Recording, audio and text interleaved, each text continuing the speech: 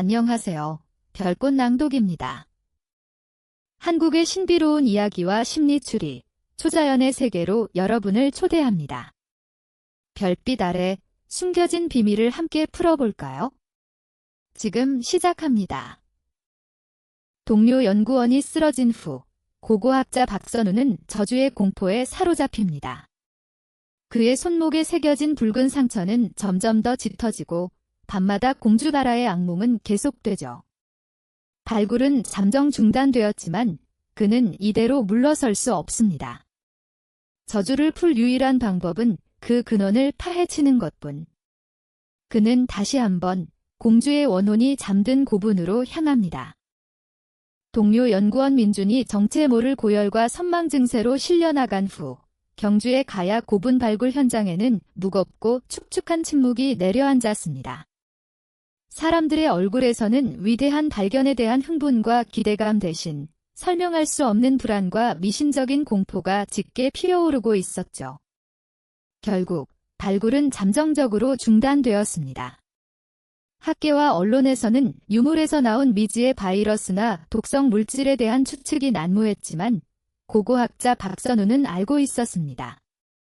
이 모든 일의 원인이 과학으로는 설명할 수 없는 다른 차원의 문제라는 것을.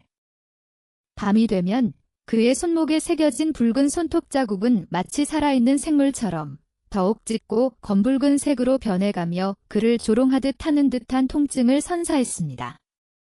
그리고 어김없이 악몽이 찾아왔습니다. 그는 매일 밤 천년 전 가야의 이름 모를 병사가 되어 끔찍한 순장의식을 되풀이해서 목격해야만 했습니다. 이젠 꿈의 내용이 너무나도 익숙해져 다음에 어떤 장면이 나올지, 누가 어떤 대사를 할지까지도 예측할 수 있을 정도였죠. 광기 어린 북소리, 저주를 퍼붓는 무당의 날카로운 목소리, 그리고 피눈물을 흘리며 자신을 향해 예언을 속삭이던 공주 아라의 마지막 모습까지. 꿈은 한치의 오차도 없이 매일 밤 그의 영혼을 갉아먹고 있었습니다. 발굴이 중단된 며칠 동안 선우는 거의 폐인처럼 지냈습니다. 그는 낮에는 자신의 연구실에 틀어박혀 가야와 순장, 그리고 고대 저주의식과 관련된 모든 문헌을 미친 듯이 파고들었습니다. 하지만 그 어떤 책에서도 그의 손목에 새겨진 상처와 꿈의 내용을 설명해줄 단서는 찾을 수 없었죠. 밤이 되면 술에 의지해 잠을 청하려 했지만 소용없었습니다. 술에 취하면 취할수록 꿈은 더욱더 생생하고 끔찍하게 그를 덮쳐왔습니다. 이대로는 안 된다. 이대로 가다간 나 자신도 민준이처럼 미쳐버리거나 쓰러지고 말 것이다. 선우는 깨달았습니다. 이 저주에서 벗어날 유일한 방법은 도망치거나 외면하는 것이 아니라 오히려 그 저주의 가장 깊은 심장부로 직접 걸어 들어가는 것뿐이라는 것을. 저주를 풀 열쇠는 바로 저주가 시작된 그곳, 공주 아라의 원혼이 잠든 고분 안에 있을 것이 분명했습니다. 그렇게 결심을 굳힌 날 밤이었습니다. 그날도 선우는 어김없이 악몽의 전쟁터 한가운데에 서 있었습니다. 모든 것이 이전의 꿈과 똑같이 흘러갔습니다. 하지만 바로 마지막 순간 모든 것이 달라졌습니다. 이전의 꿈에서는 공주가 저주를 속삭인 후 돌문이 닫히며 모든 것이 암흑으로 변하며 끝이 났습니다. 하지만 이번 꿈에서는 돌문이 닫히고 칠흑 같은 어둠 속에 갇힌 공주의 모습이 계속해서 보였습니다. 그녀는 더 이상 피눈물을 흘리며 절규하지 않았습니다. 대신 너무나도 깊고 슬픈 눈으로 어둠 속에서 자신을 바라보고 있는 꿈속의 나, 박선우를 가만히 응시하고 있었습니다. 그녀의 눈빛에는 더 이상 원망이나 저주가 담겨 있지 않았습니다. 그곳에는 오직 억울함과 간절한 무언의 호소만이 담겨 있었죠. 그리고 그녀는 천천히 손을 들어 자신이 갇힌 돌무덤의 차가운 벽면, 그 중에서도 특정 부분을 가리켰습니다. 그곳에는 알아볼 수 없는 기이한 문양이 새겨져 있었습니다. 그녀는 아무 말도 하지 않았지만 그녀의 눈빛은 분명하게 말하고 있었습니다. 진실은 저기에 있어요. 나의 억울함을 풀어주세요. 라고. 그 순간 선우는 꿈에서 깨어났습니다. 온몸은 여전히 식은땀으로 젖어 있었지만 이전과는 달리 마음속에 자리 잡았던 지독한 공포는 많이 가라앉아 있었습니다. 대신 그 자리에는 무언가 단서를 찾았다는 희미한 희망과 공주의 억울함을 풀어주어야 한다는 기묘한 사명감이 싹트고 있었습니다. 그는 더 이상 망설이지 않았습니다. 날이 밝기가 무섭게 그는 홀로 고분으로 향했습니다. 발굴 현장은 출입 통제선이 쳐진 채 텅 비어 있었고 새벽 안개가 자욱하게 내려앉아 음산한 분위기를 더하고 있었습니다. 그는 통제선을 넘어 손전등 하나에 의지한 채 차가운 어둠이 입을 벌리고 있는 고분 안으로 들어섰습니다. 내부는 여전히 축축하고 서늘했습니다. 그는 곧장 무덤의 가장 깊은 곳, 석실로 향했습니다. 그리고는 손전등 불빛으로 꿈속에서 공주가 가리켰던 바로 그 벽면을 비추기 시작했습니다. 처음에는 그저 평범한 돌벽처럼 보였습니다. 하지만 자세히 살펴보자 이끼와 흙먼지 아래에 희미하게 무언가 새겨진 흔적이 보였습니다. 그는 장갑을 낀 손으로 조심스럽게 이끼와 흙을 닦아냈습니다. 그러자 마침내 꿈속에서 보았던 바로 그 기이한 문양이 모습을 드러냈습니다. 그것은 뱀 두 마리가 서로의 꼬리를 물고 원을 이루고 있는 섬뜩하면서도 신비로운 문양이었습니다. 그는 문양의 이곳저곳을 눌러보고 밀어보았습니다. 하지만 아무런 반응도 없었죠. 포기하고 돌아서려던 순간 그는 문득 문양의 중앙, 뱀 두 마리의 머리가 맞닿는 지점에 아주 작은 홈이 파여 있는 것을 발견했습니다. 그리고 그 홈의 모양이 자신의 손에 쥐고 있던 반지의 문양과 기묘하게 닮아 있다는 것을 깨달았습니다. 그 반지는 선우가 고고학자가 되기로 결심했을 때 역사학자였던 아버지께서 물려주신 유품이었습니다. 설마 하는 마음에 그는 반지를 빼서 그 홈에 맞춰 끼워 넣었습니다. 그러자 덜컥하는 소리와 함께 지금까지는 그저 평범한 벽이라고만 생각했던 돌의 일부가 안쪽으로 밀려나며 한 사람이 겨우 지나갈 수 있을 정도의 좁고 어두운 틈이 나타났습니다. 비밀 통로였습니다. 선우는 자신의 눈을 의심했습니다. 수많은 고분을 발굴해왔지만 무덤 안에 또 다른 비밀 통로가 숨겨져 있는 구조는 단 한 번도 본 적이 없었습니다. 이것은 명백히 후세에 누군가에게 발견되기를 바라며 의도적으로 만들어 놓은 공간이었습니다. 그리고 그 누군가는 바로 자신이었던 것입니다. 그의 등 뒤에서 현장을 순찰하던 동료 연구원의 목소리가 들려왔습니다. 박사님, 거기서 혼자 뭐 하시는 겁니까? 위험합니다. 이리 나오세요. 하지만 선우는 동료의 만류를 뒤로 했습니다. 그는 직감했습니다. 이 저주를 풀 수 있는 사람은 공주의 꿈에 선택받은 자신뿐이라는 것을, 이 통로의 끝에 모든 진실이 잠들어 있다는 것을. 그는 더 이상 망설이지 않았습니다. 손전등 빛에 의지한 채 축축하고 어두운 비밀 통로 안으로 자신의 운명 속으로 그리고 천년의 저주가 기다리는 심연 속으로 홀로 걸어 들어가기 시작했습니다. 그의 발걸음 소리만이 좁은 통로 안에서 음산하게 울려 퍼지고 있었습니다. 비밀 통로는 생각보다 훨씬 더 깊고 어두웠습니다. 한 사람이 겨우 지나갈 수 있을 정도로 좁은 통로의 벽에서는 축축하고 차가운 냉기가 끊임없이 스며나왔죠. 고고학자 박선우는 한 손에는 손전등을, 다른 한 손으로는 벽을 짚으며 조심스럽게 안으로 나아갔습니다. 그의 발밑에서는 축축한 흙을 밟는 소리와 이따금씩 천장에서 떨어지는 물방울 소리만이 유일한 동반자가 되어주었습니다. 공기는 무겁고 탁했습니다. 천년 동안 굳게 닫혀 있었던 공간인 만큼 산소가 희박한 듯 숨쉬기조차 조금씩 힘들어졌습니다. 흙냄새와 곰팡이 냄새, 그리고 그 모든 것을 뒤덮는 정체 모를 비릿한 향취가 그의 코를 자극했습니다. 그는 이 길이 과연 어디로 이어지는 것인지, 그 끝에 무엇이 기다리고 있을지 알 수 없었습니다. 하지만 이상하게도 두렵지는 않았습니다. 오히려 이 미지의 공간을 향해 나아갈수록 진실에 가까워지고 있다는 기묘한 확신이 그의 마음속을 채우고 있었습니다. 얼마나 걸었을까? 끝없이 이어질 것만 같던 좁은 통로가 끝나고 마침내 넓은 공간이 나타났습니다. 선우는 조심스럽게 마지막 계단을 내려서며 손전등으로 주변을 비추었습니다. 그리고 눈앞에 펼쳐진 광경에 그는 숨을 멈췄습니다. 동굴의 끝에서 내가 마주한 것은 또 다른 무덤이나 부장품이 가득한 보물 창고가 아니었다. 그곳은 원한에 사무친 영혼을 이 땅에 영원히 묶어두기 위해 만들어진 지독하고 끔찍한 주술의 공간, 바로 피의 제단이었다. 그곳은 자연적으로 형성된 작은 석회 동굴이었습니다.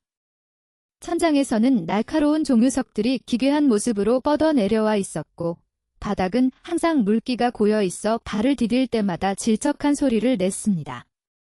손전등 불빛이 닿는 곳마다 동굴의 벽면은 온통 기이한 것들로 가득 차 있었습니다. 가장 먼저 눈에 들어온 것은 벽 사방에 빈틈없이 붙어있는 수백 장의 부적이었습니다. 오랜 세월로 인해 누렇게 변색되고 군데군데 곰팡이가 피어 있었지만 그 형태는 분명했습니다. 그리고 그 모든 부적 위에는 마치 피로 쓴 것처럼 검붉은 색에 알아볼 수 없는 고대 문자들이 꿈틀거리듯 새겨져 있었습니다. 그 문자들은 단순한 글자가 아니었습니다.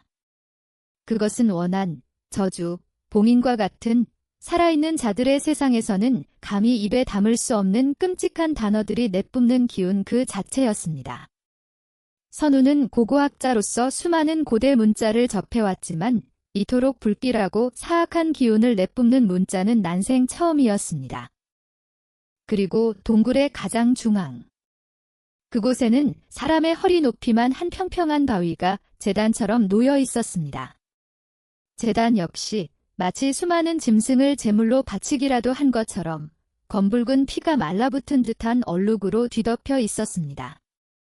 이 공간 전체가 하나의 거대한 저주의 도구였고 이 제단은 그 저주의 가장 핵심적인 심장부였던 것입니다. 선우는 자신도 모르게 뒷걸음질 쳤습니다. 이곳의 공기는 너무나도 탁하고 무거워서 숨을 쉴 때마다 저주의 기운이 폐부 깊숙이 스며드는 듯한 착각마저 들었습니다. 그는 애써 마음을 다잡고 제단 위를 비추었습니다. 제단 위에는 다른 재물들은 보이지 않았습니다. 오직 아주 작고 낡은 청동방울 하나만이 천년의 먼지를 뒤집어 쓴 채 덩그러니 놓여 있었습니다. 그것은 무당들이 구슬할 때 사용하던 신물 중 하나인 듯 했습니다. 방울에는 제단과 마찬가지로 피로 쓴 듯한 고대 문자가 희미하게 새겨져 있었습니다. 선우는 조심스럽게 제단으로 다가가 장갑을 낀 손으로 그 청동방울을 집어들었습니다. 차갑고 묵직한 감촉이 손바닥에 전해졌습니다. 그가 방울을 들어 올리는 순간 의도치 않게 방울이 흔들리며 소리를 냈습니다. 딸랑! 천년의 침묵을 깨고 울려 퍼진 그 소리는 이상할 만큼 맑고 청아했습니다. 하지만 그 맑은 소리는 동굴의 벽에 부딪혀 기이한 파장을 만들어내며 순식간에 공간 전체를 섬뜩한 울림으로 가득 채웠습니다. 그리고 바로 그 순간 선우의 등 뒤에서 바로 그의 귓가에서 한 맺힌 여인의 흐느낌이 다시 들려왔습니다. 흐흐. 선우는 심장이 멎는 듯한 공포에 화들짝 놀라며 뒤를 돌아보았지만 그의 등 뒤에는 아무것도 없었습니다. 하지만 흐느낌은 멈추지 않았습니다. 그것은 동굴 전체에서 모든 벽과 천장에서 심지어 땅 밑에서부터 올려나오는 듯 했습니다. 공주 아라의 원혼. 그녀는 이 공간에 봉인되어 천년 동안 홀로 울고 있었던 것입니다. 선우가 방울을 흔든 행위는 잠들어 있던 그녀의 영혼을 깨우는 방아쇠가 되어버린 것이었습니다. 선우는 공포에 질려 주저앉을 뻔했지만 이내 이를 악물고 버텼습니다. 그는 이 저주를 풀어야만 했습니다. 그러기 위해서는 더 많은 단서가 필요했습니다. 그는 다시 손전등을 들어 제단 주변을 샅샅이 비추기 시작했습니다. 제단 위에는 아무것도 없었지만 혹시 제단 아래에는 무언가 있지 않을까? 그의 예감은 맞았습니다. 제단의 받침대 역할을 하는 바위 아래 다른 돌들로 교묘하게 가려진 작은 틈이 있었습니다. 그는 돌들을 치워내고 틈 안으로 손을 넣었습니다. 그러자 손끝에 딱딱하고 네모난 무언가가 닿았습니다. 조심스럽게 꺼내보니 그것은 습기를 막기 위해 여러 겹의 가죽으로 감싸인 작은 나무 상자, 즉 목함이었습니다. 이 안에 모든 진실이 들어있을 것이다. 선우는 떨리는 손으로 낡은 가죽끈을 풀고 목함을 열었습니다. 그의 심장은 이제 공포가 아닌 진실을 마주하기 직전의 긴장감으로 거세게 뛰고 있었습니다. 목함 안에는 오랜 세월로 인해 누렇게 변색되고 가장자리가 삭아버린 두루마리 하나가 고이 담겨 있었습니다. 선우는 숨을 죽인 채 조심스럽게 두루마리를 펼쳤습니다. 그 안에는 붓으로 흘려 쓴 듯한 고대 가야의 문자들이 빼곡하게 적혀 있었습니다. 그것은 바로 1000년 전 이 끔찍한 저주의 재래를 직접 거행했던 무당이 남긴 비밀스러운 일지였습니다. 선우는 떨리는 손으로 목함을 열었다. 끼익 하는 마른 소리와 함께 1000년의 세월 동안 갇혀있던 공기가 그의 얼굴 위로 쏟아져 나왔다. 묵은 종이와 마른 가죽 냄새, 그리고 아주 희미한 피 냄새가 뒤섞여 코를 찔렀다. 그의 심장은 이제 공포가 아닌 역사의 가장 깊은 비밀과 마주하기 직전에 경건한 긴장감으로 거세게 뛰고 있었다. 목함 안에는 그가 예상했던 대로 두루마리 하나가 고이 담겨 있었다. 오랜 세월의 흔적으로 누렇게 변색되고 가장자리는 해져 있었지만 특수한 가죽 처리 덕분에 기적적으로 그 형태를 유지하고 있었다. 선우는 숨을 죽인 채 조심스럽게 두루마리를 펼쳤다. 그 안에는 붓으로 흘려 쓴 듯한 고대 가야의 문자들이 빼곡하게 적혀 있었다. 먹물은 검붉은 색을 띠고 있었는데 자세히 보니 그것은 단순한 먹물이 아니라 동물의 피를 섞어 만든 주술적인 안료인 듯했다. 그리고 그 필체. 그것은 학자의 반듯하고 논리적인 기록이 아니었다. 주술과 기원의 언어, 광기와 신념이 뒤섞인 무당의 언어였다. 선우는 고고학자로서의 지식을 총동원하여 떨리는 눈으로 첫 문장을 해독하기 시작했다. 일지의 첫 부분은 무당 자신의 업적에 대한 과시로 가득 차 있었다. 나는 마침내 해내었노라. 나라를 어지럽히고 적국과 내통하려 했던 저주받은 공주 아라의 영혼을 그녀 자신의 피로 올가매어 이 차가운 땅 속에 영원히 봉인하였노라. 그녀는 이제 1000년이 지나도 만년이 지나도 결코 이 무덤을 벗어나지 못하고 어둠 속에서 울부짖는 외로운 귀신이 될 것이다. 그녀의 강한 명기는 이제 이 땅을 지키는 주춧돌이 아닌 스스로를 올가매는 핏빛 족쇄가 되었으니 이 얼마나 통쾌한 일인가. 여기까지 읽었을 때 선우는 잠시 혼란에 빠졌다. 이것은 자신이 꿈에서 보았던 그리고 역사에 기록될 뻔했던 공식적인 이야기와 다르지 않았다. 그렇다면 자신의 꿈은 대체 무엇이었단 말인가?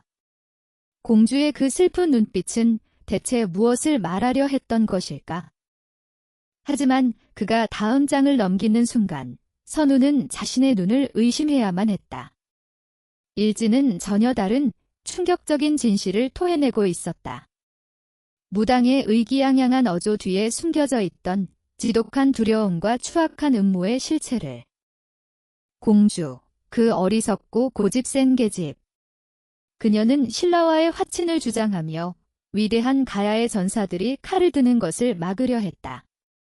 전쟁을 통해 더 큰 권력을 쥐려 했던 대감들과 나의 앞길을 가로막는 가장 큰 걸림돌이었다. 우리는 그녀를 제거해야만 했다. 선우의 머릿속이 하얗게 비는 듯 했다. 공주 아라는 영모를 꾀한 것이 아니었다. 오히려 그녀는 자신의 나라를 위해 무의미한 피를 흘리는 전쟁을 막으려 했던 평화주의자였던 것이다. 그녀에게 씌워진 영모라는 누명은 전쟁을 원했던 간신 세력과 그의 결탁한 무당이 만들어낸 더러운 거짓이었다. 일지는 계속되었다. 그 내용은 더욱더 끔찍했다. 하지만 그녀를 그냥 죽이는 것만으로는 부족했다. 그녀가 가진 영적인 힘은 실로 대단하여 억울하게 죽는다면 필시 무서운 원혼이 되어 우리에게 복수할 것이 분명했다. 그녀의 영혼은 너무나 맑고 강했기에 죽음조차 그녀를 막을 수 없을 것이라는 두려움이 우리를 덮쳤다. 마침내 선우는 이 모든 저주의 진짜 목적을 깨닫게 되었다. 이 끔찍한 순장의식과 피해 재단은 단순히 그녀를 벌하기 위한 것이 아니었다. 그것은 그녀의 복수를 두려워한 자들이 그녀의 강한 영혼을 이 무덤 속에 영원히 가두어두기 위해 벌인 가장 악독하고 이기적인 봉인술이었던 것이다. 그들은 그녀를 죽이는 것도 모자라 그녀의 영혼마저 영원한 감옥에 가두려 했던 것이다. 그녀의 피로 부적을 쓰고 그녀의 한으로 제단을 물들여 그녀 자신의 고통으로 스스로를 옭아매는 가장 잔인한 주술. 선우는 온몸에 소름이 돋는 것을 느꼈다. 그동안 자신을 괴롭혔던 악몽의 실체가 공주의 저주가 실은 그녀의 처절한 비명이었다는 것을 깨달았다. 그녀는 자신을 괴롭히려던 것이 아니었다. 1000년 동안 닫힌 무덤 속에서 이 왜곡된 진실을 세상에 알려달라고 자신의 억울함을 풀어달라고 필사적으로 소리치고 있었던 것이다. 그리고 그 외침을 들을 수 있었던 유일한 사람, 바로 자신이었던 것이다. 이제 모든 퍼즐이 맞춰졌다. 손목의 붉은 상처, 깨진 청동 거울, 동료의 선망 증세. 그것들은 저주가 아니라 그녀가 보내온 필사적인 신호이자 진실의 문을 열기 위한 단서들이었다. 선우는 손에 쥔 무당의 일지와 청동 방울을 번갈아 내려다보았다. 눈물이 핑 돌았다. 한 여인의 숭고했던 신념과 억울한 죽음, 그리고 1000년의 세월 동안 어둠 속에 갇혀 울어야 했던 그녀의 외로운 영혼에 대한 연민이 가슴을 후벼 팠다. 그는 더 이상 이 사건을 학자로서의 호기심이나 두려움으로 대할 수 없었다. 그는 결심했다. 이 억울한 공주의 한을 자신의 손으로 직접 풀어주겠다고. 그녀의 왜곡된 역사를 바로잡고 그녀의 영혼의 진정한 안식을 찾아주겠다고. 그것이 그녀의 꿈에 선택받은 자로서 그리고 진실을 마주한 한 인간으로서 자신이 해야 할 유일한 일이었다. 그가 굳은 결심을 하는 순간 동굴 안을 맴돌던 여인의 흐느낌이 아주 잠시 고맙다는 듯 부드러운 속삭임으로 변한 것만 같았다. 무당의 일지에 담긴 충격적인 진실 앞에서 고고학자 박선우는 한동안 망연자실한 채 주저앉아 있었다. 그의 머릿속에서는 1000년 전의 비극이 마치 어제 일처럼 생생하게 그려졌다. 전쟁을 막고 백성을 구하려 했던 숭고한 신념을 가진 공주. 그리고 그 신념을 자신들의 탐욕을 위한 걸림돌로 여겨 그녀에게 억울한 누명을 씌우고 죽음으로도 모자라 영혼까지 봉인해버린 간신들과 무당의 추악한 얼굴. 선우는 온몸에 소름이 돋는 것을 느꼈다. 그동안 자신을 괴롭혔던 그 끔찍한 악몽의 실체가 공주 아라가 내리는 저주가 아니라 실은 그녀가 보내온 처절한 비명이자 구원의 요청이었다는 것을 깨달았다. 그녀는 자신을 괴롭히려던 것이 아니었다. 1000년 동안 굳게 닫힌 이 차가운 무덤 속에서 왜곡된 진실을 세상에 알려달라고 자신의 억울한 한을 풀어달라고 필사적으로 소리치고 있었던 것이다. 그리고 그 외침을 들을 수 있었던 유일한 사람, 공주의 꿈에 선택받은 자가 바로 자신이었던 것이다. 이제 모든 퍼즐 조각이 맞춰졌다. 손목의 붉은 상처, 산산조각이 난 청동 거울, 동료 민준의 선망 증세. 그것들은 저주가 아니라 그녀가 보내온 필사적인 신호이자 이 비밀의 재단으로 자신을 이끌기 위한 단서들이었다. 선우는 손에 쥔 무당의 일지와 그 옆에 놓인 청동 방울을 번갈아 내려다보았다. 그의 눈에서 뜨거운 무언가가 핑 돌았다. 한 여인의 숭고했던 신념과 억울한 죽음, 그리고 천년의 세월 동안 어둠 속에 갇혀 홀로 울어야 했던 그녀의 외로운 영혼에 대한 깊은 연민이 그의 가슴을 세차게 후벼 팠다. 그는 더 이상 이 사건을 학자로서의 호기심이나 성공에 대한 집착, 혹은 미신적인 두려움으로 대할 수 없었다. 이것은 이제 진실을 마주한 한 인간으로서 그가 짊어져야 할 운명적인 책임이 되었다. 그는 비장한 표정으로 자리에서 일어났다. 그리고는 어둠 속의 제단을 향해, 하지만 실은 그 안에 잠들어 있을 공주의 원혼을 향해 굳은 목소리로 맹세했다.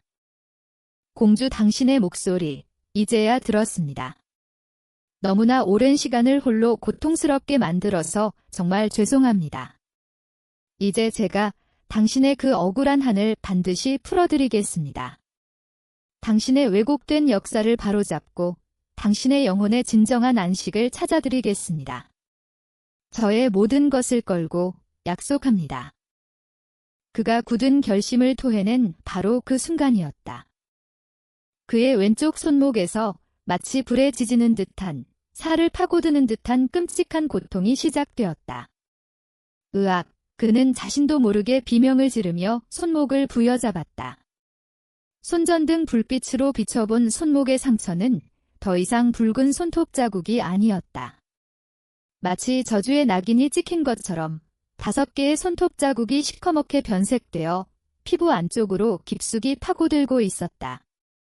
저주가 그의 맹세에 반응한 것이었다. 마치 내가 감히 나의 봉인을 풀려 해 하고 경고라도 하듯이 저주는 더욱 강력한 힘으로 그의 육체를 올가매기 시작했다. 선우는 타는 듯한 고통에 신음하며 서둘러 동굴 밖으로 나가기 위해 몸을 돌렸다.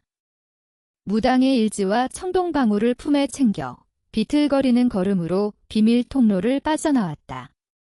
하지만 그가 마침내 고분 밖으로 나왔을 때 그의 눈앞에 펼쳐진 광경은 그야말로 아수라장이었다. 발굴 현장은 마치 거대한 폭풍이라도 휩쓸고 간 듯 엉망진창이 되어 있었다. 현장을 밝히던 발전기는 요란한 소리를 내며 꺼져버렸고 임시 막사에 설치해두었던 정밀 계측 장비들은 모두 바닥에 떨어진 채 박살이 나 있었다. 무엇보다 기이한 것은 수습된 유물들을 담아두었던 수십 개의 나무 상자들이 마치 누군가 집어던지기라도 한 것처럼 사방에 나뒹굴고 있다는 것이었다. 대체 이게 무슨 일이야? 현장을 지키던 몇 안 되는 팀원들이 겁에 질려 소리치고 있었다. 이것은 명백히 인간의 힘으로 벌어진 일이 아니었다. 보이지 않는 거대한 힘이 이 발굴 현장 전체를 향해 분노를 표출하고 있는 듯한 전형적인 폴터가이스트 현상이었다. 공주의 원혼이 선우의 맹세에 반응하여 마침내 무덤 밖으로 그 힘을 드러내기 시작한 것이었다. 모든 것이 혼란스러운 바로 그때 자욱한 안개 속에서 한 인형이 스르르 나타났다. 바로 선우에게 처음으로 경고를 했던 그 노파였다. 하지만 오늘의 그녀는 이전과는 완전히 다른 모습이었다. 텅 비어있던 그녀의 눈은 이제 모든 것을 알고 있다는 듯한 기이하고 서늘한 빛으로 가득 차 있었고 입가에는 희미한 조소가 걸려 있었다. 노파는 패닉에 빠진 다른 사람들은 안중에도 없다는 듯 오직 선우만을 똑바로 바라보며 갈라진 목소리로 마지막 예언처럼 속삭였다. 어리석은 것, 결국 돌이킬 수 없는 일을 저지르고 말았구나. 공주의 한을 풀어주겠다. 가소로운 소리. 내 놈은 그저 저주를 현세에 풀어놓은 방아쇠일 뿐이다. 이제 곧 너는 내가 가장 소중히 여기는 모든 것을 잃게 될 게야. 그 말을 끝으로 노파는 다시 몸을 돌렸다. 그리고는 마치 처음부터 존재하지 않았던 사람처럼 자욱한 안개 속으로 연기처럼 스르르 사라져버렸다. 노파가 사라지자 거짓말처럼 모든 기이한 현상들이 멎었다. 현장에는 오직 부서진 장비들과 겁에 질린 사람들의 거친 숨소리, 그리고 이 모든 것을 망연자실하게 바라보는 선우만이 남았다. 그는 손에 쥔 무당의 일지와 청동방울, 그리고 검게 타들어가는 자신의 손목을 번갈아 내려다보았다. 공주의 저주는 실제했다. 그리고 그 원인은 그녀의 억울한 한 때문이었다. 그는 이제 그 진실을 알게 되었다. 하지만 그렇다면 이 모든 비극의 시작은 어디서부터 잘못된 것일까? 그는 혼란스러운 머리로 생각했다. 공주의 잠을 깨운 것은 분명 나, 박선우다. 내가 이 무덤의 문을 열었기에 모든 것이 시작되었다.